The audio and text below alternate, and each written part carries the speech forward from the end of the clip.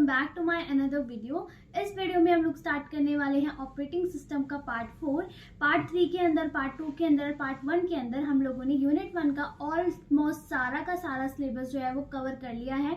आपने अपने सिलेबस के अकॉर्डिंग जो है टॉपिक्स देखने हैं। मैंने सारा पोर्शन जो है उन सब वीडियोस में कवर किया है। अगर आपने नहीं देखा है तो आप जाकर डिस्क्रिप्शन में लिंक मिल जाएगा, वहां से जाकर देख सकते हैं।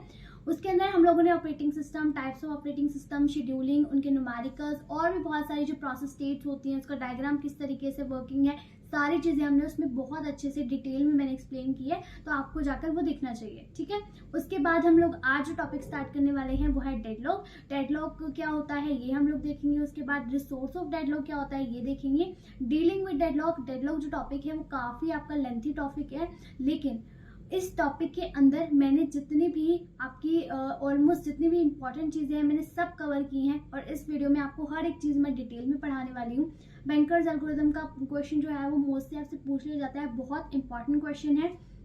इसका न्यूमेरिकल भी आता है, वो न्यूमेरिकल भी मैंने आपको समझाना है। नेक्स्ट रिसोर्स एलोकेशन ग्राफ को भी अलग से पूछ लिया जाता है, वो मैंने आपको बताना है। डेडलॉक रिकवरी क्या होती है, उसके बाद दोबारा से हमारी जो डेडलॉक इग्नोरेंस है वो आ जाती है। ये सारे जो टॉपिक्स हैं वो हम लोग कवर करने वाले हैं इस वीडियो के अंदर। So let's start with first topic, deadlock. Okay, deadlock क्या होता है? Deadlock is a computer system occurs when two or more processes are unable to proceed because each is waiting for the other to release a resource they need। अब deadlock में एक ऐसी situation होती है जैसे कि हमें पता है कि हमारा सिस्टम जो है उसके अंदर प्रोसेसेस रन करते हैं, और हर एक प्रोसेस को किसी न किसी रिसोर्स की रिक्वायरमेंट रहती है ना। फॉर एग्जांपल कोई प्रोसेस 1 है, उसको एक टेप ड्राइव की या फिर प्रिंटर की रिक्वायरमेंट है और उसने उसको होल्ड किया हुआ है। लेकिन एक प्रोसेस 2 आ गया, उसको भी सेम रिसोर्स की रिक्वायरमेंट है और वो उसके लिए रिक्वेस्ट जनरेट कर रहा है कि आप इसको फ्री कर दीजिए और मुझे इसकी जरूरत है। बट ऐसी कंडीशन में जब मेरा जो प्रोसेस 1 है वो फ्री नहीं कर रहा रिसोर्सेज को,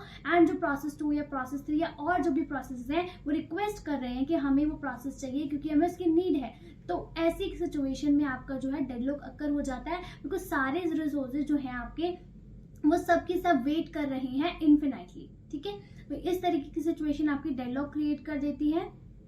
और okay, this situation creates a deadlock where all involved processes become indefinitely block. और बहुत सारे ऐसे केसेस होते हैं जहां पर जो मेरे रिसोर्सेज है ब्लॉक हो जाते हैं। जैसे हमारा सिस्टम जो है क्रैश हो जाता है जब हम बहुत सारे टास्क को चला रहे होते हैं या फिर बहुत सारे ऐसे फाइल्स को ओपन कर रहे होते हैं जो ओपन नहीं हो रही होती, तो उस टाइम पे जब मेरा सिस्टम क्रैश हो जाता है उस सिचुएशन को भी हम डेडलॉक बोल सकते हैं। सिर्फ इसका एक रियल लाइफ सिनेरियो हो सकता है इस तरीके से, ट्रैफिक लाइट के अंदर सारी जो ट्रैफिक लाइट्स होती है हमारी, अगर वो कभी बंद हो गई तो सारा का सारा जो मेरा ट्रैफिक है वो सारी साइड से चलने लग जाता है। तो क्या होता है, बीच में ब्लॉक हो जाते हैं, राइट साइड वाले भी, लेफ्ट साइड वाले भी, सारे के सारे लोग एक साथ आ रहे होते हैं, तो बीच में क्या है, ब्लॉक बन जाता है। कोई भी जा नहीं पा रहा होता, ना लेफ्ट साइड को जा पा रहा है ना कोई राइट साइड जा पा रहा है। तो इस तरीके की जब सिचुएशन अक्कर होती है, जब सारे के सारे वेट कर रहे हैं कि कोई अपनी कार पीछे करेगा, कोई इस साइड वाला अपनी कार पीछे करेगा, तो उस सिचुएशन को हम रियल लाइफ सिनेरियो में डेडलॉक बोल सकते हैं। यानी कि हर जो कार है यहाँ पर इस डायग्राम के अकॉर्डिंग वो वेट कर रही है, दूसरे वाली जब साइड होगी तब मुझे जो है जगह मिलेगी। सेम चीज हमारे प्रोसेस के अंदर भी होती है। जो प्रोसेसेस होते हैं उन्होंने रिसोर्स होल्ड करे होते हैं, एंड वो रिसोर्सेज दूसरे प्रोसेस को भी चाहिए, वो उसके लिए रिक्वेस्ट जनरेट करते हैं, और जब तक उन्हें वो प्रोसेस नहीं मिलता, वो रिसोर्सेज नहीं मिलते, तब तक वो क्या करते हैं, वेट करते रहते हैं। तो उस तरीके की जो सिचुएशन होती है वो हमारी डेडलॉक क्रिएट करती है। ठीक है, उसके बाद आता है ये रिसोर्स डेडलॉक की। अगर मैंने रिसोर्सेज की बात करी है, जैसे अभी जो मैंने आपको एग्जांपल दी उसके कॉरेस्पॉन्डिंग आप इसको एग्जांपल के कॉरेस्पॉन्डिंग आप ये डायग्राम बना सकते हो। ये प्रोसेस ए है आपके पास, उसके पास कौन सा रिसोर्स है, रिसोर्स वाई है। ठीक है, उसने प्रोसेस ए ने रिसोर्स वाई को होल्ड किया हुआ है, एंड जो प्रोसेस ए है उसको रिक्वायरमेंट है, वो रिक्वायर कर रहा है रिसोर्स एक्स को, यानी कि उसके पास वाई है बट उसको क्या चाहिए, एक्स रिसोर्स चाहिए। ठीक है, बट जो रिसोर्स एक्स है वो किसके पास है, प्रोसेस बी के पास है, और प्रोसेस बी के पास एक्स होने के बावजूद वो किसके लिए रिक्वेस्ट कर रहा है, वाई के लिए।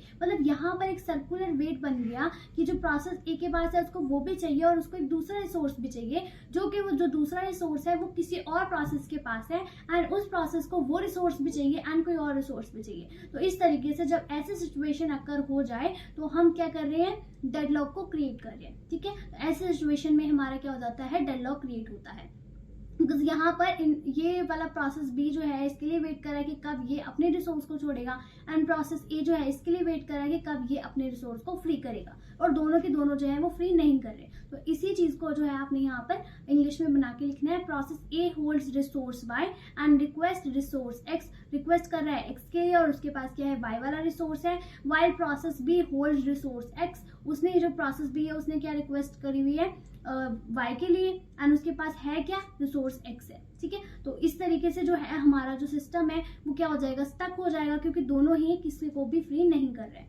ठीक है, सो लेट्स, ये वाला जो टॉपिक है आपका डेडलॉक, डीलिंग विद डेडलॉक, ये बहुत इंपॉर्टेंट टॉपिक है, क्योंकि इसके अंदर जो है आपने सारे ही इंपॉर्टेंट क्वेश्चन जो है वो कवर हो जाएंगे। अगर आपको डेडलॉक का जो टॉपिक है वो 13 मार्क्स में पूछते हैं तो आपको पूरा का पूरा जो है मेंशन करके ही आना है। ओके, तो आपका डीलिंग विद डेडलॉक में सबसे पहले सिचुएशन आती है डेडलॉक प्रिवेंशन, कि हमें प्रिवेंशन करना है। दूसरी चीज होती है हमारे डेडलॉक अवॉइडेंस, की हमें डेडलॉक को अवॉइड करना है। एंड थर्ड चीज होती है हमारे पास डेडलॉक रिकवरी, कि अगर डेडलॉक अकर हो जाए तो उससे रिकवर करना है। एंड लास्ट वाली चीज होती है हमारे पास डेडलॉक इग्नोरेंस। ठीक है, फर्दर इनके आगे बहुत सारे पार्ट्स हैं, बट जो मेन 4 चीजें हैं वो ये हैं। अगर आपसे सिंपल क्वेश्चन जो है डेडलॉक का 3 या 4 मार्क्स में पूछा है तब आपको इसके इतने सब पॉइंट्स को एक्सप्लेन करने की जरूरत नहीं है। तब आपने ये 4 चीजों को एक्सप्लेन करना है, deadlock prevention, deadlock avoidance and deadlock recovery and deadlock ignorance. ठीक है, ठीक है, तो सबसे पहले हम स्टार्ट करते हैं प्रिवेंशन से।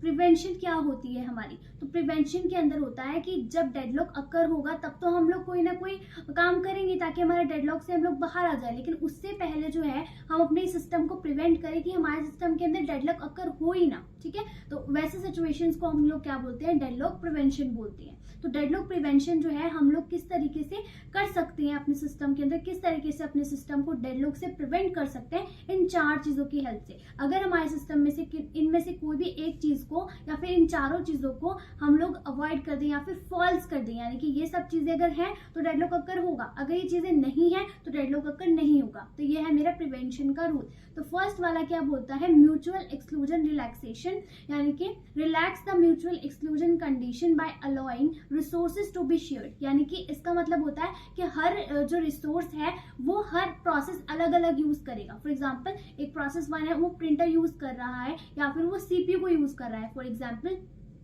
जो प्रोसेस 1 है वो सीपीयू को यूज कर रहा है, तो उस सेम टाइम पर कोई और प्रोसेस सीपीयू को यूज नहीं कर सकता, क्योंकि जो सीपीयू है वो प्रोसेस 1 ने क्या किया हुआ है, नॉन शेयरेबल किया हुआ है, कि वो शेयर नहीं करना चाहता। तो ये बोलता है मेरा म्यूचुअल एक्सक्लूजन। लेकिन मैं अगर इस कंडीशन को फॉल्स कर दूं और उसको क्या बना दूं, शेयरेबल बना दूं। सीपीयू को शेयरेबल कैसे बना सकते हैं, जैसे हमने राउंड रॉबिन शेड्यूलिंग एल्गोरिथम पढ़ी, उसमें क्या होता है, टाइम स्लाइस होता है। तो अगर एक एक टास्क को, हर एक प्रोसेस को थोड़ा थोड़ा टाइम मिलेगा तो वो क्या बन जाएगा, शेयरेबल बन जाएगा। हर 2-2 सेकंड के बाद या हर टाइम स्लाइस के अकॉर्डिंग जो है आपके प्रोसेस को सीपीयू मिलेगा। तो वही चीज है, हम अपने रिसोर्स को क्या बना सकते हैं, शेयरेबल बना सकते हैं, जिससे जो है हमारी जो फ्लेक्सिबिलिटी है इंक्रीज होगी। ठीक है, दिस में not always be feasible, but ये हमेशा फिजिबल नहीं है हर केस में। जैसे प्रिंटर एक रिसोर्स है, टेप ड्राइव एक रिसोर्स है, तो उसको आप हमेशा क्या, जो टेप ड्राइव है और प्रिंटर है उसको आप जो है शेयरेबल नहीं बना सकते। ठीक है, तो प्रिंटर को कैसे आप शेयरेबल बनाओगे, है ना, टेप ड्राइव को कैसे शेयरेबल बनाओगे। तो कुछ रिसोर्स है जिनको बनाया जा सकता है, बट ये हमारे प्रिंटर के केस में, टेप ड्राइव के केस में ये फेल हो जाता है, उसके लिए ये फिजिबल नहीं है। ठीक है, यहाँ पे हार्डवेयर डिवाइस और प्रिंटर्स लिखा भी है, आपने एग्जांपल में बताना है। ये हो गया हमारा म्यूचुअल एक्सक्लूजन, जिसका मतलब है शेयरेबल, बट हमने क्या करना है उसको नॉट शेयरेबल, बट हमें उसको क्या बनाना है, शेयरेबल बनाना है। ठीक है, नेक्स्ट आता है होल्ड एंड वेट प्रिवेंशन। यहाँ पर आता है होल्ड एंड वेट, हमें क्या बनाना है, नो होल्ड एंड वेट। ठीक है, to prevent hold and wait, a process must acquire all necessary resources at once rather than incrementally. If a process cannot acquire all resources, it releases the ones it has acquired. These strategies ensure the processes do not hold resources while waiting for others. मतलब क्या है, हमारे जो resources है, for example process 1 है, एक process 2 है। Process 1 को 3 रिसोर्सेज चाहिए थे, बट उसने अभी एक ही रिसोर्स लिया और उसको लगा कि बाकी जब मुझे नीड होगी 2 रिसोर्सेज की तब मैं ले लूंगा। ठीक है, इतने में जो प्रोसेस 2 था उसने वो दोनों रिसोर्सेज को होल्ड कर लिया। अब जो प्रोसेस 1 है उसको जरूरत पड़ी अपने दूसरे वाले रिसोर्स की, तो उसे क्या करनी पड़ेगी, रिक्वेस्ट जनरेट करनी पड़ेगी प्रोसेस 2 के पास कि मुझे रिसोर्स 2 की जरूरत है, आप प्लीज मुझे दे दीजिए। तो उस टाइम पे आपको क्या करना पड़ेगा, होल्ड और वेट करना पड़ेगा, क्योंकि होल्ड किसी और ने किया हुआ है एंड वेट आपको करना पड़ रहा है, ठीक है। तो आप क्या करेंगे, ये वाली जो कंडीशन है वैसे प्रैक्टिकली सही नहीं लग रही मुझे, क्योंकि इसके अंदर आप क्या कर रहे हैं, सारे के सारे रिसोर्सेज एक प्रोसेस को पहले ही एलोकेट कर रहे हैं कि उसे 3 रिसोर्सेज की जरूरत पड़ सकती है। तो आप उसे बोल रहे हैं कि आप बिगनिंग में ही तीनों के तीनों रिसोर्सेज लेके बैठ जाएं, क्योंकि बाद में नहीं पता। ये आप सोच सकते हैं कि कोई बच्चा है जिसको लग रहा है कि मुझे केक खाना है और उसको लग रहा है कि बाद में केक खत्म हो सकता है, इतने सारे बच्चे आए हैं पार्टी में, तो उसने आधा केक जो है खुद ही कट करके अपनी प्लेट में रख लिया। तो उसी तरीके से यहाँ पे होल्ड एंड वेट में भी जो बहुत सारे रिसोर्सेज हैं वो आप बिगनिंग में ही एक प्रोसेस को एलोकेट कर देंगे ताकि बाद में उसको वेट ना करना पड़े, ठीक है। नेक्स्ट आता है नो प्रीएम्प्टिव रूल, जो हमने नॉन प्रीएम्प्शन वाला रूल पढ़ा था शेड्यूलिंग एल्गोरिथम के अंदर, सेम वही केस है यहाँ पर। This strategy involves preempting resources from processes when necessary. If a process is holding some resources and requests another resource that cannot be immediately granted, the resource is currently holds can be preempted and allocated to other processes. However, preemption can be complex and may lead into insufficient resources utilization or even data corruption. अब जो no preemption है वैसे तो ये बहुत मतलब insufficient resources के case में आती है एंड जो डाटा करप्शन भी करा सकती है। बट इसका मतलब क्या है, यानी कि जो हमारा सिस्टम है, अगर सीपीयू जो है वो एक प्रोसेस ने एलोकेट को, जो सीपीयू है वो प्रोसेस को एलोकेट हुआ है, ठीक है। तो वो सीपीयू को यूज कर रहा है एक प्रोसेस, और एक इंटरप्ट आता है जो प्रोसेस 2 लेकर आ रहा है, वो बोलता है मुझे भी सीपीयू चाहिए। तो नो प्रीएम्पशन के रूल में हम लोग उसको नहीं देंगे सीपीयू, ठीक है, हम उसे स्नैच आउट नहीं कर सकते उस प्रोसेस से। लेकिन अगर उसे प्रीएम्प्टिव बना दें, उस रिसोर्स को प्रीएम्प्टिव बना दें, तो उस केस में अगर वो प्रायोरिटी वाला इंटरप्ट आ रहा है तो हम लोग प्रोसेस 1 को रोक देंगे कि आप अपनी एग्जीक्यूशन रोक दीजिए, आप जो सेकेंड वाला प्रोसेस आया उसको दे दीजिए। तो यहाँ पर जो है हम उनको दूसरे वालों को स्नैच आउट करने का मौका दे रहे हैं अपने रिसोर्सेज को, ठीक है। तो नो प्रीएम्प्टिव मतलब नहीं दे रहे हैं मौका, लेकिन प्रीएम्प्टिव मतलब हम मौका दे रहे हैं, ठीक है। तो लेकिन ये क्या है, हमारे लिए एक तरीके से प्रॉपर तरीके से सही नहीं है, बिकॉज इसमें डेटा करप्शन हो सकती है आपकी, ठीक है। और ये कॉम्प्लेक्स हो जाता है बिकॉज जब भी हम लोग नो प्रीएम्पशन की बात करते हैं, अनप्रीएम्प्टिव बनाते हैं किसी भी चीज़ को, तो हमें उसके अंदर कॉन्टेक्स्ट स्विचिंग करनी पड़ती है, जो के लिए हमारे लिए कॉम्प्लेक्स हो जाती है एंड उसमें हमारा जो है रिसोर्सेज जो है हमें ज़्यादा मैनेज करने की ज़रूरत पड़ती है, ठीक है। उसके बाद आता है सर्कुलर वेट अवॉइडेंस, जहाँ पे हमने इस तरीके का डायग्राम देखा। इसमें क्या चल रहा है, ये सर्कुलर वेट चल रहा है। फॉर एग्जाम्पल प्रोसेस ए को एक्स चाहिए था, तो प्रोसेस ए के पास अभी वाई है, और अगर उसको एक्स चाहिए तो वो स्टार्टिंग में ही होल्ड करके बैठ जाएगा, लेकिन वो रिक्वेस्ट जनरेट नहीं करेगा, ठीक है। इसका मतलब ये है कि सर्कुलर वेट नहीं होना चाहिए किसी भी तरीके से। Establishing a total ordering of resources types and require the processes request resources in increasing order of enumeration. This prevents circular waits because processes always request resources in predefined manner, breaking the possibility of circular chain and dependencies.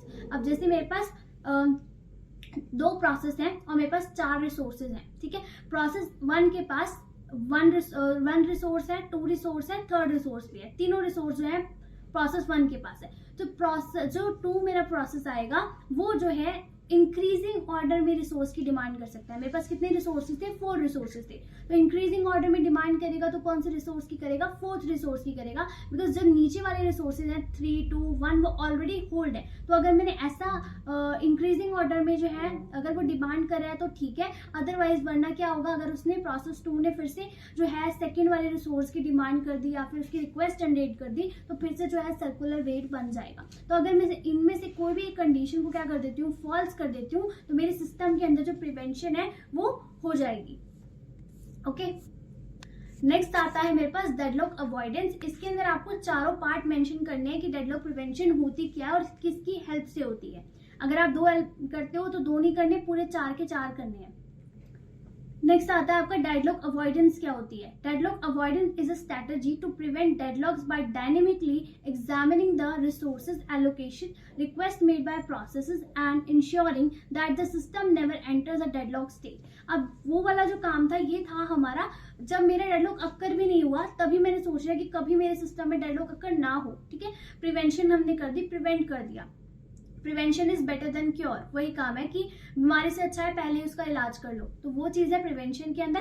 पर deadlock avoidance के अंदर dynamic time पे यानी कि run time पे आप क्या है एग्जामिन करेंगे कि हो सकता है या नहीं हो सकता, या फिर इस सिस्टम के अंदर जो हम काम कर रहे हैं यहाँ पे डेडलॉक अगर हो सकता है या नहीं हो सकता, तो वो डायनामिक वाला जो काम है वो मेरा अवॉइडेंस करता है कि हम अवॉइड करेंगे, किस तरीके से करेंगे। तो यहाँ पर दो टेक्निक रहती है मेरे पास, बैंकर्स एल्गोरिथम रहती है एंड रिसोर्स एलोकेशन ग्राफ रहता है। तो दो टेक्निक की हेल्प से हम लोग ये चेक कर पाते हैं कि यहाँ पर जो है डेडलॉक अकर हो सकता है या नहीं हो सकता। ठीक है, The key idea behind deadlock avoidance is to use algorithm that make decision about resource allocation based on the current state of the system। मतलब इसका जो की आइडिया है, मेन आइडिया है डेडलॉक अवॉइडेंस का, वो ये है कि जो भी मेरे पास रिसोर्सेज हैं उसको हम कैसे एलोकेट करेंगे, उसको हम एलोकेट करेंगे अपनी सिस्टम की करंट स्टेट को देखते हुए कि हमारे सिस्टम की करंट स्टेट क्या है। ठीक है, ensuring that the system remains in a state where deadlock can not occur. अब डेडलॉक कैसे अकर हो सकता है, जब सारे के सारे रिसोर्सेज एक ही जो प्रोसेस है वो होल्ड करके बैठ जाए। तो हम क्या करेंगे, करंट स्टेट को एनालाइज करेंगे, एग्जामिन करेंगे कि सारे के सारे जो प्रोसेसेस हैं वो हमारे एक सारे के सारे जो प्रोसेस हैं हमारे वो एक ही जो रिसोर्स को तो नहीं कर रहे, रिक्वेस्ट तो नहीं कर रहे, तो उस तरीके की जो चीजें हैं वो हम एनालाइज कर देंगे। ठीक है, डेडलॉक अवॉइडेंस। तो डेडलॉक अवॉइडेंस के अंदर क्या होता है, मेरे पास दो चीजें हम लोगों ने डिस्कस करी है। डेडलॉक अवॉइडेंस के अंदर ऐसी स्ट्रैटेजी होती है जिसमें हम डायनामिकली एग्जामिन करते हैं, और इसका की आइडिया ये रहता है कि डेडलॉक कैसे अकर होगा, अगर हो गया तो किस तरीके से उसकी करंट स्टेट के अकॉर्डिंग हम लोग उसको अवॉइड कर सकते हैं, डेडलॉक ना करो। ठीक है, तो पहली चीज जो आती है वो बैंकर्स एल्गोरिथम आती है। ये जो बैंकर्स एल्गोरिथम है ये आपने बैंकिंग जो आपका सिस्टम होता है उससे रिलेट करनी है। The banker's algorithm is a deadlock avoidance algorithm that ensures that the system remains in a safe state by carefully managing resource allocation।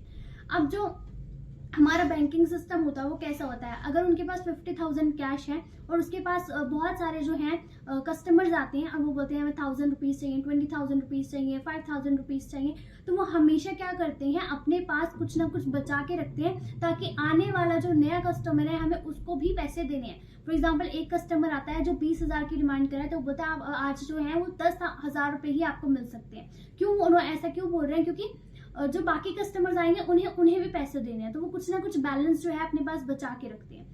तो इसी तरीके से बैंकर्स एल्गोरिथम के अंदर भी हम सेफ स्टेट के अंदर काम करना चाहते हैं। सेफ स्टेट यही स्टेट होती है कि हमारे पास अपने पास भी कुछ बचना चाहिए। ठीक है, तो यहाँ पर हम इनिशिएशन करते हैं इसकी। At the start the system knows the maximum demand of each process and the currently available resource in the system. अब जब भी हमें करंट स्टेट को हम कैसे एनालाइज करेंगे कि हमें पता होना चाहिए अगर एक प्रोसेस हम लोग चलाने वाले हैं, एक काम हम लोग करने वाले हैं, तो उस प्रोसेस को मैक्सिमम कितने रिसोर्सेज की नीड हो सकती है, इसको हम पहले ही इनिशिएशन के अंदर स्टार्टिंग के अंदर इस बात का हम लोग पता रखेंगे। ठीक है, नेक्स्ट होता है request handling. When a process request resources the banker's algorithm checks whether granting the request would leave the system in safe state or potentially lead a deadlock। अब अगर मैं रिक्वेस्ट कर रही हूँ कि मुझे, पहले तो मैंने मैक्सिमम नीड बता दी, उसके बाद जाकर मैं बीच में रिक्वेस्ट कर रही हूँ कि मुझे 2 रिसोर्स और चाहिए। ठीक है, तो उस टाइम पे मैं चेक करूंगी क्या मेरे पास उतने करंटली अवेलेबल रिसोर्सेज हैं। फॉर एग्जांपल मेरे पास 4 रिसोर्सेज हैं अभी भी,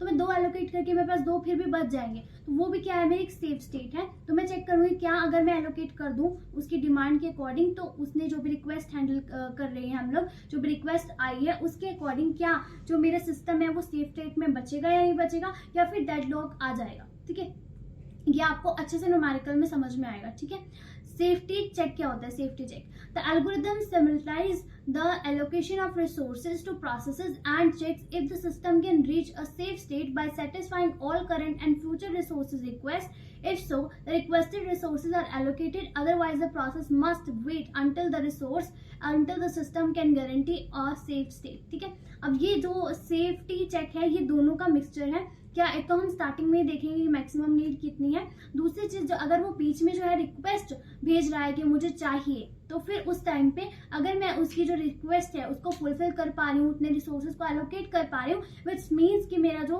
काम है वो सेफ्टी स्टेट में चल रहा है। बट अगर मैं उसकी जो रिक्वेस्ट है उसको फुलफिल नहीं कर पा रही, तो फिर उसके बाद जब तक मेरा काम वेट करता रहेगा, जब तक मेरा प्रोसेस वेट करता रहेगा, एट द एंड जब तक मैं सेफ स्टेट के अंदर नहीं आ जाती। ठीक है, फिर आता है रिसोर्स एलोकेशन। रिसोर्स एलोकेशन कैसे होगी इसके अंदर, if the requested resources can be safely allocated the system grants them to the process, otherwise the process waits until it acquire the resource without risking deadlock. Okay, अगर हमारा जो system है वो resources provide कर पा रहा है at the particular time जहां पर रिक्वेस्ट जनरेट हुई है, तो उस टाइम पे आप प्रोवाइड कर दोगे, और अगर नहीं कर पा रहा पर्टिकुलर रिसोर्सेज को प्रोवाइड, तो फिर आपके जो सिस्टम है वो डेडलॉक स्टेट में नहीं आना चाहिए। आप रिस्क नहीं लोगे कि अगर फॉर एग्जांपल आपके पास 5 ही रिसोर्स बचे हैं और रिक्वेस्ट आई है कि हमें 5 रिसोर्स चाहिए, तो उस टाइम पर मे बी आप दे दो कि हाँ हम लोग दे देते हैं, या फिर ना दो, ठीक है, दोनों चीजें हो सकती हैं। दे दिया और किसी और प्रोसेस ने भी रिक्वेस्ट कर दी,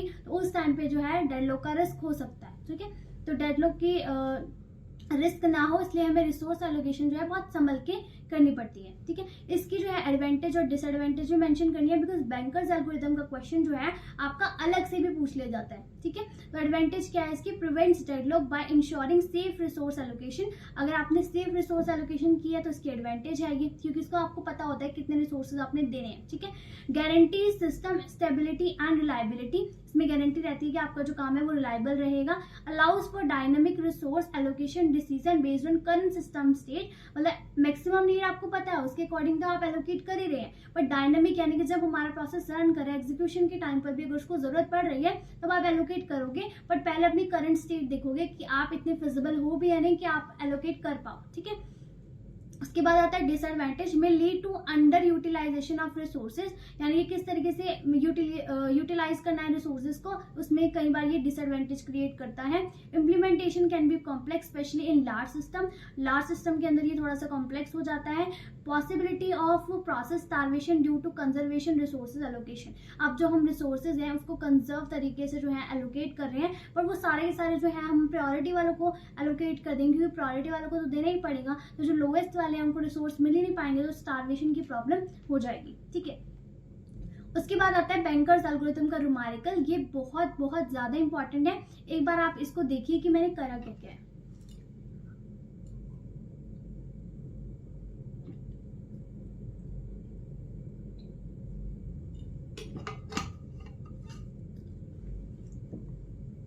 हाँ जी, तो जो बैंकर्स एल्गोरिथम का न्यूमेरिकल है, इसके अंदर जो ब्लैक पेन से मैंने मेंशन किया है वो सारा का सारा जो है आपको क्वेश्चन में गिवन होगा, ठीक है, लेकिन जो रेड पेन से मेंशन किया है वो सारा का सारा हमें निकालना है, ठीक है, हम खुद से लिखेंगे ये सब चीजें। तो सबसे पहले बैंकर्स एल्गोरिथम के अंदर हमें टोटल गिवन रिसोर्सेज होंगे, यानी कि एक ए टाइप का रिसोर्स है जिसके मेरे पास 10 इंस्टांसेस हैं, ठीक है। बी टाइप का रिसोर्सेज है जिसके पास मेरे पास 5 इंस्टांसेस है। देन मेरे पास सी टाइप का रिसोर्सेज जिसके पास 7 इंस्टांसेस है, ठीक है। उसके पास प्रोसेसेस हैं 5, कितने प्रोसेस हैं, 5 प्रोसेस हैं। उसके बाद है एलोकेशन, कितनी एलोकेशन है, ए वाले जो है वो 0 एलोकेटेड है, बी वाले जो है 1 एलोकेटेड है प्रोसेस 1 को, सी वाले जो है वो 0 एलोकेटेड है प्रोसेस 1 को, एंड सेम चीज प्रोसेस 2 को ए वाले कितने एलोकेटेड है 2, एंड बी वाले 0, सी वाले भी 0, प्रोसेस 3 को 3 0 2, एंड सेम केस फॉर 5, ठीक है। ये वाले टोटल है मेरे 10 5 7, और ये वाले जो है एलोकेशन है, मतलब स्टार्टिंग में कितने दिए हुए हैं कितने कितने प्रोसेस को, ठीक है। उसके बाद मैक्सिमम नीड हमें बताया था कि बैंकर्स एल्गोरिथम में मैक्सिमम नीड पहले से पता होनी चाहिए। जो ए वाले रिसोर्स है उसके पास 0 है और उसको चाहिए कितने 7, बी वाले रिसोर्सेज के पास अभी 1 है और उसको चाहिए कितना 5, जो सी वाले रिसोर्सेज के पास कितने हैं 0 पर उसको चाहिए कितना 3। तो ये सारी मैक्सिमम नीड है मेरी प्रोसेसेस की। ये वाली है जो अभी उसके पास करंटली अवेलेबल है, करंटली उसके पास एलोकेटेड है, एंड ये वाले जो है उसको चाहिए। फॉर एग्जांपल इसको ऐसे अज्यूम करो, जैसे मेरे पास अभी 200 रुपए हैं पर मुझे 1000 रुपए चाहिए, तो मुझे और कितने पैसे चाहिए, ठीक है, वो मेरी रिमेनिंग नीड में आएगा। लेकिन मैक्सिमम नीड कितनी है मेरी 1000 रुपए, लेकिन अभी कितने है मेरे पास 200 रुपए, तो ये 200 वाला क्या है एलोकेशन, मैक्सिमम नीड मेरा 1000 रुपए, ठीक है। उसके बाद आता है अवेलेबल, यानी कि ये वाला हम बताएंगे कैसे निकलता है, रिमेनिंग नीड। उसके बाद मेरे पास 1000 रुपए हैं बट मेरे पास 200 रुपए हैं, मुझे चाहिए कितनी 1000, तो अभी मुझे कितनी और रिमेनिंग नीड कितनी है मुझे, तो 1000 माइनस 200 कितना होता है 800। तो रिमेनिंग नीड मेरी कैसे निकलेगी, मैक्सिमम नीड को एलोकेशन से माइनस करके, यहाँ पे फॉर्मूला भी लिखा है मैंने, रिमेनिंग नीड कैसे निकलेगी, maximum allocation minus simple allocation, ठीक है।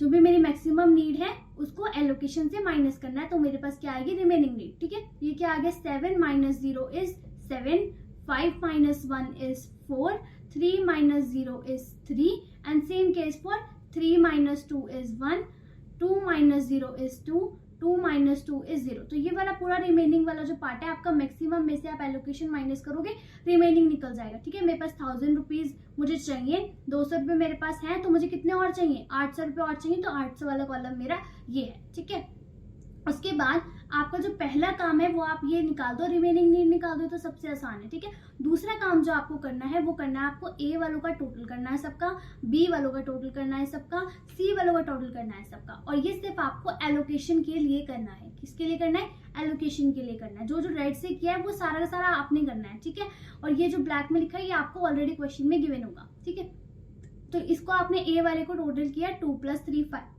5 + 2 7, 7 आ गया आपके पास, 1 + 1 2, तो यहाँ पे 2 लिख दिया, एंड 2 + 2 4 + 1 5 आ गया। तो इन सब का आपने टोटल करना, ये हो गया आपका फर्स्ट स्टेप। फर्स्ट स्टेप आप रिमेनिंग वाला भी लिख सकते हो, ये वाला भी लिख सकते हो। चलो, रिमेनिंग वाला फर्स्ट स्टेप एंड टोटल करना आपका सेकंड स्टेप। ठीक है, अब क्या करना है, जब आपने सेकंड स्टेप परफॉर्म कर लिया तो थर्ड स्टेप है आपका, जो भी आपका ये वाला टोटल है, यानी कि ए कितने हैं मेरे रिसोर्सेज 10 है, तो मैंने यहाँ पे मेंशन किया ए रिसोर्सेज कितने हैं 10, बट यहाँ पर अभी जो हमने टोटल किया है वो कितना आया है 7, तो 10 - 7 कितना हो गया मेरे पास 3। ओके, तो मतलब अभी मेरे पास अवेलेबल कितने बचे हुए हैं 3, मतलब अभी मेरे पास 3 रिसोर्सेज अभी भी बचे हुए हैं सिस्टम के अंदर।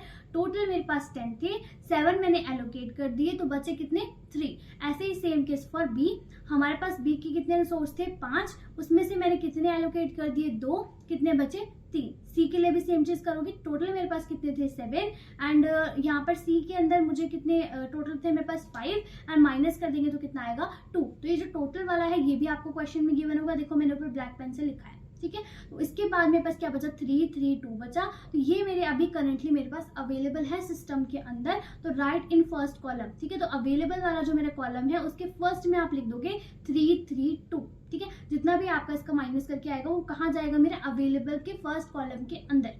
ठीक है जी, समझ आ गया, क्लियर है। तो फर्स्ट स्टेप क्या है आपका, रिमेनिंग नीड निकालना, सेकंड स्टेप क्या है आपका इसका टोटल करना, थर्ड स्टेप क्या है आप इसको माइनस करके लिखना। ठीक है, तो जैसे ही माइनस करोगे तो फोर्थ स्टेप है आपका, जो भी यहाँ पे माइनस करके आया है उसको फर्स्ट कॉलम के अंदर लिखना। इतना समझ आया, क्लियर है। उसके बाद आता है हमारा मेन काम स्टार्ट होता है। तो अब हमारे पास जो अवेलेबल रिसोर्सेज हैं उसको हमें एलोकेट करना है ताकि हम इनकी रिमेनिंग नीड्स को पूरा कर पाए। ठीक है, तो हम क्या करेंगे 3 3 2 को देखेंगे, क्या मेरा जो प्रोसेस 1 है, प्रोसेस 1 की रिमेनिंग नीड क्या है 743, क्या मेरा जो 332 है वो 743 की रिक्वायरमेंट को फुलफिल कर सकता है, नहीं कर सकता, क्योंकि इसके पास 3 रिसोर्स है पर इसको कितने चाहिए 7 चाहिए, तो इसको नहीं कर सकता फुलफिल। तो यहाँ पे मैंने लिख दिया नॉट फुलफिल, यानी कि P1 तो फुलफिल नहीं हो पा रहा। ठीक है, नेक्स्ट हम आएंगे नीचे कि 332 है, अभी सोचो कि इस वाले कॉलम में कुछ नहीं लिखा हुआ। ठीक है, जो 332 है क्या वो मेरे 122 यानी कि प्रोसेस 2 वाली जो रिक्वायरमेंट है उसको फुलफिल कर सकता है, यस। जो ए है मेरा उसके पास कितने रिसोर्सेज है 3, और उसको कितने चाहिए 1, तो फुलफिल हो जाएगा। बी है, बी को कितने चाहिए 2, तो फुलफिल हो जाएगा। सी के पास कितने हैं 2, उसको कितने चाहिए 2, तो फुलफिल हो जाएगा। ठीक है, चाहे करंट के बराबर हूँ, जितने मेरे पास अभी हैं उसके बराबर हूँ या फिर उससे ज्यादा हूँ, तो मेरा जो है वो फुलफिल हो जाएगा। तो इस टाइम पे 112 जो है वो सबसे पहले एग्जीक्यूट होगा, तो अब मैंने लिख दिया P2, यस वो एग्जीक्यूट हो जाएगा। Executed first and free all allocated resources, सबसे पहले मेरा P2 एग्जीक्यूट होगा, एंड जितने भी उसको रिसोर्सेज एलोकेट हुए थे, कौन से वाले हुए थे ये वाले, P2 को कौन से एलोकेट हुए थे ये वाले, वो सारे के सारे वो फ्री कर देगा एग्जीक्यूशन के बाद। दोबारा सुनो, जैसे ही मैंने एग्जीक्यूट किया कोई भी प्रोसेस, उसके पास जितने भी एलोकेटेड रिसोर्सेज थे इनिशियली वो सबको फ्री कर देगा। ठीक है, यहाँ पे मैंने मेंशन भी किया है फ्री रिसोर्सेज, तो फ्री रिसोर्सेज क्या किए उसने 200 को फ्री किया। अब वो जो जितने भी रिसोर्सेज उसने फ्री करे हैं वो सारे के सारे आपने अवेलेबल के अंदर प्लस करने हैं। देखो यहाँ पर आपको ध्यान से दिख रहा होगा मैंने लिखा है +200, वो क्यों प्लस किया है, क्योंकि हमें प्लस करना है। पहले मेरे पास इतने अवेलेबल थे, अब ये वाले भी फ्री होके आ गए तो मेरे पास कुछ रिसोर्सेज ज्यादा हो गए, तो 2 + 00 किया तो कितना आ गया 532 आ गया। ठीक है, तो यहाँ पर मैंने लिखा है फ्री रिसोर्सेज प्लस अवेलेबल, यानी कि जितने भी फ्री रिसोर्सेज आए हैं वो और जितने भी अवेलेबल के अंदर हैं वो दोनों को प्लस कर दो, ऐड कर दो, तो आपका जितना भी आंसर आएगा उसको फिर नीचे वाले कॉलम में लिख दो। तो नीचे कितना आया 532 आया। ठीक है, अब आप चेक करोगे 532 के साथ, क्या 532 जो है, अब हम लोग क्या जा रहे हैं, ऐसे नीचे जा रहे हैं, तो हमने P2 चलाया, हम P3 के पास जाएंगे। क्या जो 532 है वो मेरी 600 की रिक्वायरमेंट फुलफिल कर सकता है? अब देखो, जो 5 है और 6 है ये तो नहीं कर पाएगा, और इनको तो चाहिए ही नहीं, तो इसका मतलब ये तो नहीं कर पाएगा रिक्वेस्ट फुलफिल। तो फिर उसके बाद आएंगे हम P4 के पास। इसको के पास कितना है 532, इसको कितना चाहिए 211, तो यस ये तो फुलफिल कर सकता है। तो नेक्स्ट टाइम पे हमने लिखा है P3 तो फुलफिल नहीं हो पाएगा, तो नॉट फुलफिल। P4 के लिए यस हो जाएगा, एग्जीक्यूटेड सेकेंड टाइम पे क्या एग्जीक्यूट होगा मेरा P4 होगा, and free all allocated resources, और ये भी अपने सारे रिसोर्सेज को एग्जीक्यूट होने के बाद फ्री करेगा। तो इसके कितने थे 211 थे, तो उसको भी हम वापस से क्या करेंगे ऐड करेंगे। तो 532 में हमने 211 को ऐड किया, तो क्या आंसर आ गया 743 आ गया। तो अभी जो मेरे अवेलेबल रिसोर्स हैं वो कितने हैं 743 हैं। तो अब हमने P4 कर दिया, अब हम P5 पाएंगे, ठीक है। तो मेरे पास कितना है 743, क्या 531 को जो है वो कर सकता है एलोकेट? तो बिल्कुल कर सकता है। तो यहाँ पे आएगा P5, यस एग्जीक्यूट हो जाएगा, एंड अपने सारे के सारे रिसोर्सेज जो हैं उसके पास उनको फ्री कर देगा। इसके पास थे 002, तो आप यहाँ पे 002 को क्या कर देंगे प्लस कर देंगे, तो आपके पास क्या आएगा 745 आएगा। तो आप चेक करोगे जो आपका P5 है वो एग्जीक्यूट हो गया है, P4 एग्जीक्यूट हो गया है, आपका जो P1 है और P3 है वो अब एग्जीक्यूट नहीं हुआ। तो वापस से आप जाओगे P1 के पास, ठीक है। तो आपके पास अभी क्या है 745 है, क्या 743 को दे सकता है? बिल्कुल दे सकता है, क्योंकि इसके पास 7 है, यहाँ पर 4 है और यहाँ पर 5 है, तो अभी उसको एग्जीक्यूट कर देगा। तो जितने भी उसके हमारे एलोकेटेड रिसोर्स थे वो फ्री हो जाएंगे। जैसे ही फ्री हो जाएंगे 010 प्लस कर देंगे, और जैसे ही हम लोग प्लस करेंगे तो क्या आएगा 755 आएगा। तो यहाँ पर मेरा जो P1 है वो भी एग्जीक्यूट हो जाएगा। तो 745 में 010 प्लस कर दिया, 755 आ गया, एंड देन हम जो है P3 के पास जाएंगे। P3 जो है मेरे पास उसको कितने एग्जीक्यूट होने के लिए चाहिए थे 600, तो मेरे पास तो 7 आ गए हैं, तो हम कर देंगे इसको भी एग्जीक्यूट। लास्ट में मेरा P3 भी एग्जीक्यूट हो जाएगा, एंड जो भी P3 के पास रिसोर्सेज थे 302 उनको प्लस कर देंगे, तो वापस से मेरे पास क्या आएगा 1057 आएगा। तो अगर आप देखो तो स्टार्टिंग में मेरे पास A वाले रिसोर्स कितने थे 10 थे, B वाले कितने थे 5 थे, एंड C वाले कितने थे 7 थे। यानी कि हमने सबकी जो रिक्वायरमेंट है वो फुलफिल भी कर दी, और एट दी एंड हमारे जितने रिसोर्सेज थे वो सारे के सारे मेरे पास वापस भी आ गए। तो अगर आपके सेम रिसोर्सेज वापस आ रहे हैं, इसका मतलब है जो आपने यहाँ पे सीक्वेंस बनाया है वो बिल्कुल ठीक बनाया है। अगर आपका सेम नहीं आ रहा दैट मीन्स आपने कहीं ना कहीं कैलकुलेशन में मिस्टेक करी है, ठीक है। तो आपने इस तरीके से मेंशन करना है 1 by 1, एंड उसके बाद आपको सीक्वेंस में मेंशन करना है कि आपने किस सीक्वेंस में चलाया है। तो सबसे पहले P2 आएगा, जो P2 एग्जीक्यूट हुआ था, फिर P4 किया, फिर P5 किया, फिर P1 किया, फिर P3 किया, ठीक है। आप जो है अपने सीक्वेंस को चेंज भी कर सकते हो, बट ऐसे 1 by 1 में आपको याद रहेगा कि कौन कौन सा रिसोर्स आपने चलाया है, और इस तरीके से आपने मेंशन करते जाना है ताकि आपका कोई भी जो स्टेप है वो ना छूटे, ठीक है। अब जब मेरा सारा का सारा काम एग्जीक्यूट हो जाता है और एट दी एंड मुझे उतने ही अवेलेबल रिसोर्स मिल जाते हैं जितने मेरे पास थे, टोटल रिसोर्सेज उतने वापस मिल जाते हैं, तो वो मेरा होता है सेफ सीक्वेंस। और फॉर एग्जाम्पल यहाँ पर 10 रिसोर्सेज मेरे पास है A टाइप के, और यहाँ पर जो मेरा P3 है वो 16 रिसोर्स की डिमांड कर रहा है, तो कभी भी 16 रिसोर्स मैं उसको एलोकेट कर ही नहीं सकती, क्योंकि मेरे पास टोटल रिसोर्स कितने हैं 10 है। तो उस तरीके के सीक्वेंस में आपका जो सीक्वेंस जनरेट होगा वो आपका अनसेफ सीक्वेंस होगा, ठीक है। ये अनसेफ सीक्वेंस नहीं है, मेरा सेफ सीक्वेंस है, बिकॉज इसमें मेरा पूरा का पूरा एल्गोरिथम जो है वो वर्क कर गया है। आई होप कि आपको समझ में आया है अच्छे तरीके से, बिकॉज मैंने हर एक स्टेप को अच्छे से मेंशन किया है। आपने भी जो एग्जाम में अच्छे से मेंशन करके आना है, और एक बार इसको अपने नोटबुक में आपने खुद से सॉल्व करके देखना है कि ब्लैक वाला पोर्शन आपने उतारना है और उसको पूरा सॉल्व करके देखना है। समझ नहीं आता फिर से रिवाइंड करके देखना है, ठीक है। So let's start next one. और जो बैंकर्स एल्गोरिथम है वो हमारी खत्म हो गई है यहाँ पर, ठीक है। अब आपको समझ में आया सेफ्टी चेक क्या होता है, रिसोर्स एलोकेशन कैसे करते हैं हम लोग, एंड हमारी इनिशियलाइजेशन क्या होती है, रिक्वेस्ट हैंडलिंग क्या होती है। सेम चीज़ें यहाँ पर भी हो रही है, एलोकेशन हो रही है, मैक्सिमम नीड का पता रखा जा रहा है, फिर हमारी रिमेनिंग नीड निकाली जा रही है, फिर अवेलेबल वाले किस तरीके से हम लोग चेक कर रहे हैं, रिक्वेस्ट एलोकेशन कर रहे हैं, है ना, वो सारी चीज़ें। नेक्स्ट आता है रिसोर्स एलोकेशन ग्राफ। अब ये मेरा एक ग्राफ होता है जिसके अंदर हमारी नोड्स होती हैं, वर्टेक्स होती हैं, एजेस होती हैं, ठीक है। In resource allocation graph processes and resources are represented as nodes. ये नोड्स की हेल्प से जो है हमारे रिप्रेजेंट किए जाते हैं। एज जो होती है, रिक्वेस्ट एज होती है हमारे पास एलोकेशन की। यहाँ से जो ये रिसोर्स है, R1 मेरा एक रिसोर्स है, ये एक ही टाइप का रिसोर्स है, ठीक है। यहाँ पे 2 डॉट है, मतलब 2 रिसोर्सेज हैं, एक मतलब रिसोर्सेज एक ही है और उसके 2 टाइप्स हैं। फॉर एग्जाम्पल रिसोर्स टू मेरा एक प्रिंटर है, तो यहाँ पर 2 प्रिंटर्स हैं। यहाँ पर फॉर एग्जाम्पल मेरा CPU है, तो एक ही CPU है, ठीक है। तो ये वाला जो रिसोर्स है ये इसको एलोकेट है, ये वाली मेरी एज है और ये वाला मेरा नोड है, ठीक है। तो मेरे पास जो है इसमें 2 तरीके की नोड्स होती हैं, 2 तरीके की एजेस होती हैं। एक होती है प्रोसेस नोड, जो काम कर रही है नोड, ये वाली represent process in the system, जो हमारे सिस्टम को सिस्टम के अंदर प्रोसेस को रिप्रेजेंट करती है। फिर आती है एक रिसोर्स नोड, ये वाला भी जो है मेरी एक तरीके की नोड ही है, जो मेरा रिसोर्स नोड को रिप्रेजेंट करती है।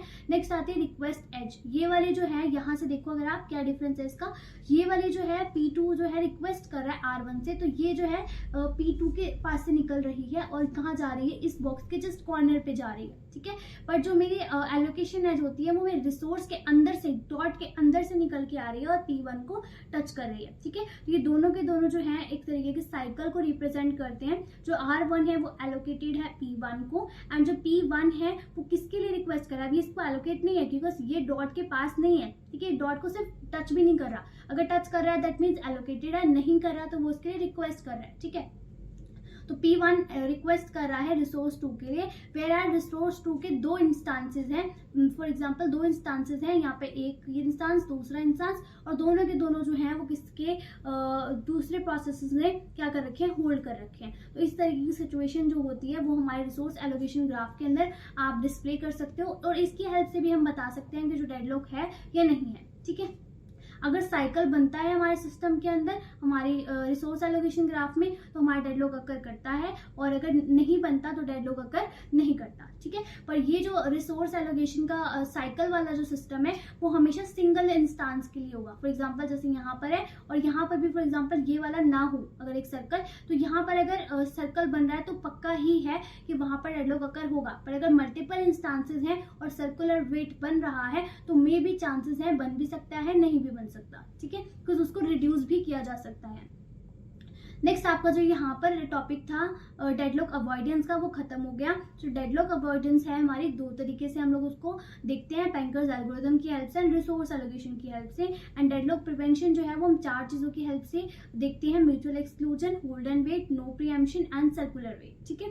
अब हमारे पास आता है नेक्स्ट वाला डेडलॉक रिकवरी। जो डेडलॉक रिकवरी होती है उसके अंदर हम 2 चीजों का यूज करते हैं, वेट फॉर ग्राफ का एंड हमारी बैंकर्स एल्गोरिथम का। तो जो बैंकर्स एल्गोरिथम है पुराने वाले है जो मैंने आपको एक्सप्लेन करी है, पर जो वेट फॉर ग्राफ है वो हमारा थोड़ा सा चेंज हो जाता है, ठीक है। Deadlock recovery involves technique to resolve deadlock after they had occur. अगर वो अकर हो गया है डेडलॉक तो उसको किस तरीके से रिकवर करना है, उसके लिए हम लोग डेडलॉक रिकवरी का यूज करते हैं। While the banker's algorithm and wait for graph primarily focus on deadlock avoidance, ये दोनों अवॉइडेंस के लिए हम लोग यूज करते थे, बट यहाँ पर भी हम जो है अपनी स्ट्रैटेजीज को यूज कर सकते हैं। इन्हीं सेम स्ट्रैटेजीज को यूज करके हम लोग अपने रिसोर्सेज को यूटिलाइज कर सकते हैं, ठीक है।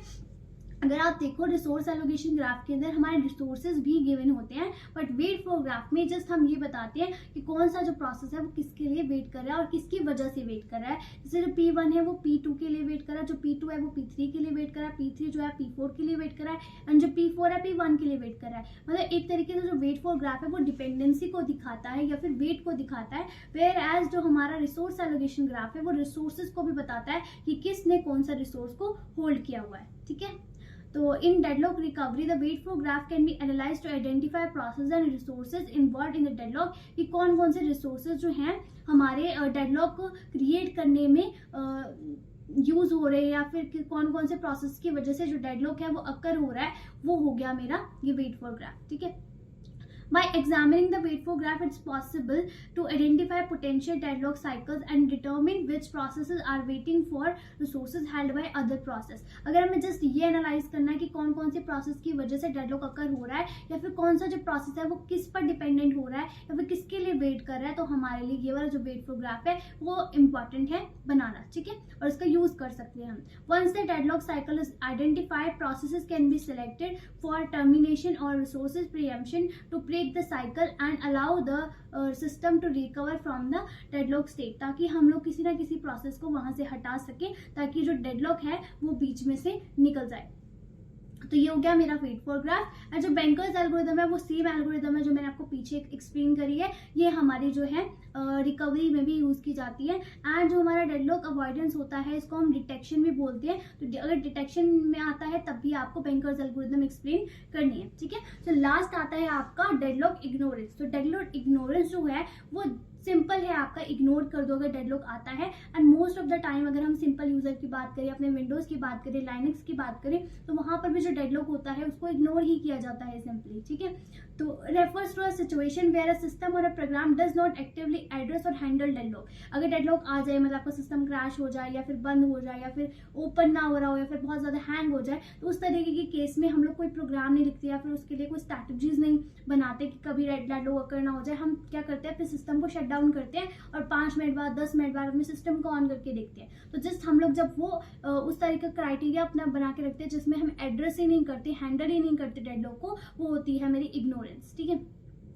Instead, it choosing to ignore the possibility of deadlock occurring altogether. This approach might be taken for various reasons. बहुत सारे रीजन हो सकते हैं डेडलॉक इग्नोरेंस के, ठीक है। और जो डेडलॉक होता है वो बहुत रेयरली अकर होता है हमारे सिस्टम के अंदर, तो उसके लिए एक फुल फ्लेज कोड लिखना वो सब कॉम्प्लेक्स हो जाता है for the beginning of the stage, ठीक है। सिंप्लिसिटी, सबसे पहले कौन कौन से रीजन हो सकते हैं कि हम डेडलॉक को इग्नोर करते हैं। तो सिंप्लिसिटी हो सकता है, ignoring deadlock simplifies the design and implementation of the system or program. Dealing the deadlock adds complexity and in some cases, मतलब अगर हम डील करना चाहते हैं अपने डेडलॉक को कि उसमें डेडलॉक ना आए हमारे सिस्टम के अंदर, तो उसको उसके अंदर पूरा का पूरा प्रोग्राम लिखना, किस तरीके से हैंडल होगा उसके बारे में आपको सिनेरियोज बनाना, वो बहुत ज़्यादा कॉम्प्लेक्स हो जाता है in some cases. The benefits of deadlock avoidance and recovery may not outweigh this complexity, और ये दोनों जो चीजें हैं वो भी इस कॉम्प्लेक्सिटी को कम नहीं कर सकती। तो परफॉर्मेंस, और जो परफॉर्मेंस है डेडलॉक अवॉइडेंस की, क्योंकि उसके लिए प्रॉपर एक मैकेनिज्म का यूज किया जाता है, ओवरहेड बढ़ जाता है सिस्टम के ऊपर, इसकी परफॉर्मेंस के ऊपर, सिस्टम की परफॉर्मेंस के ऊपर इसका इम्पैक्ट पड़ता है। In scenarios where deadlocks are rare, क्योंकि रेयर होते हैं, और the system can quickly recover from them. अगर हमारा जो सिस्टम है वो रिस्पॉन्ड नहीं कर रहा, ठीक है, फॉर सम रीजन, तो हम लोग क्या करते हैं, शट डाउन कर देते हैं, 10 मिनट बाद खोल के देखते हैं तो वो सारा का सारा जो पीछे उसका बैकग्राउंड में काम चल रहा होता है वो स्टॉप हो जाता है, ठीक है। तो वो परफॉर्मेंस जो है वो इजीली रिकवर हो जाती है, तो हम लोग ज्यादा टेंशन नहीं लेते कि हमें डेडलॉक से रिकवर करना है, ठीक है। द परफॉर्मेंस इम्पैक्ट में नॉट बी जस्टिफाइड, तो वहां पर जो है परफॉर्मेंस का जो काम है वो इतना जस्टिफाइड नहीं होता। ओके, रिसोर्स कंस्ट्रेंट, इस रिसोर्स कंस्ट्रेंट भी हो सकते हैं, बिकॉज इन्वायरमेंट, जिस भी इन्वायरमेंट के अंदर आप डेडलॉक को अवॉइड करना चाहते हैं, तो रियल टाइम सिस्टम के अंदर एडिशनल रिसोर्सेज की ज़रूरत पड़ती है, उसके लिए कॉस्ट की ज़रूरत पड़ती है, इन्वेस्टमेंट की ज़रूरत पड़ती है। तो उस तरीके की चीज़ों के लिए आपके जो रिसोर्स कंस्ट्रेंट है वो भी हो सकते हैं जिसकी वजह से आप डेडलॉक को इग्नोर कर रहे हैं। तो सिंपली डेडलॉक इग्नोरेंस बहुत ईजी है कि आप सिंपली अगर डेडलॉक आ रहा है उसको इग्नोर कर दें, जस्ट बिकॉज आपको सिंपल रखना है अपने सिस्टम को, आपको अपनी परफॉर्मेंस खराब नहीं करनी सिस्टम की, एंड आपको रिसोर्स कंस्ट्रेंट की वो नहीं करना कि आपके पास रिसोर्सेज नहीं है जिससे आप जो है डेडलॉक को रिकवर कर पाए। नेक्स्ट ये हमारा आ जाता है नेक्स्ट टॉपिक खत्म। उसके बाद हम लोग पढ़ेंगे मेमोरी वाला टॉपिक जो नेक्स्ट वीडियो में आपको मिलेगा। इस वीडियो में इतना ही हम लोग करने वाले हैं। अगर आपको समझ में आया है डेडलॉक वाला टॉपिक, कोई भी डाउट है तो आप कमेंट सेक्शन में पूछ सकते हैं, और आगे आने वाली वीडियोस के लिए आप मेरा प्लीज़ चैनल ज़रूर सब्सक्राइब करें ताकि जैसे ही मैं वीडियो डालूँ आपको नोटिफिकेशन मिल जाए। एंड कमेंट्स में आप पूछ सकते हैं जो भी डाउट आएगा, एंड आपको जो इसके नोट्स हैं वो आपको टेलीग्राम में मिल जाएंगे। So subscribe my channel and like.